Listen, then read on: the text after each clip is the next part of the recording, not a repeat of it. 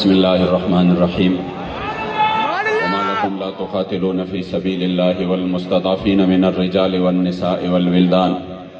الذین یقولون ربنا اخرجنا من هذه القرية الظالم اهلها واجعل لنا من لدنك وليا واجعل لنا من لدنك نصيرا صدق اللہ مولانا العظیم وصدق رسولہ النبی الکریم الامین۔ نہ سر جھکا کیجئے نہ منہ چھپا کیجئے، ستمگڑ کی نظروں سے نظریں ملا کیجئے، اور ہم اگر 2 دن کم جیے تو اس میں حیرت کیا، ہم ان کے ساتھ تھے جو شمع جلا کیجئے۔ آج تحریک لبیک یا رسول اللہ یقینی طور پر تمام دنیا کی مظلوموں کی آواز بن چکی ہے، اور یہ کوئی مبالغہ رائی نہیں ہے۔ حرم مدینہ شریف میں کچھ لڑکے جو کہ عمرہ کے لیے تشریف لائے تھے، جب انہوں نے مجھے دیکھا تو کہا کہ آپ کو ہم نے امیر المجاہدین کے ساتھ دیکھا۔ اسی وقت آپ کا وصال مبارک نہیں ہوا تھا۔ آپ نے کہا امیر المجاہدین کو ہماری طرف سے سلام پیش کرنا، اور ہم مقبوضہ وادی سے ہیں، اور یہ پیغام دے دینا کہ جب سے آپ نے یہ نعرہ لگایا ہے کہ انشاءاللہ کشمیر ہمارا ہے اور آزادی قریب ہے، اور جب سے لبیک یا رسول اللہ میدان عمل میں ہے، تو تمام کشمیریوں کی یہ امید بن چکی ہے کہ اگر کشمیریوں کو کوئی آزادی دلائے گا تو وہ لبیک یا رسول اللہ والے ہوں گے۔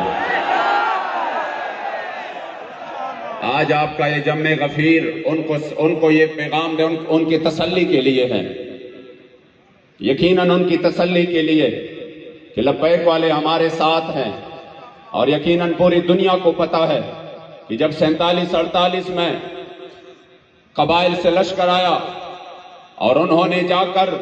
سری نگر تک کا علاقہ فتح کیا تھا، تو وہ صرف 80 مجاہدین تھے، اور جو آگے سری نگر تک چلے گئے تھے وہ صرف 11 مجاہدین تھے۔ 11 مجاہدین نے انڈین کے لاکھوں فوجیوں کو پیچھے دھکیل دیا تھا۔ تو اب تو ہم بتانا چاہتے ہیں کہ اب تو لبیک کے ایک آواز پر لاکھوں مجاہدین حضور کے دین کے لیے تیار ہے۔ اس لیے انشاءاللہ قائد محترم حضرت قبلہ حافظ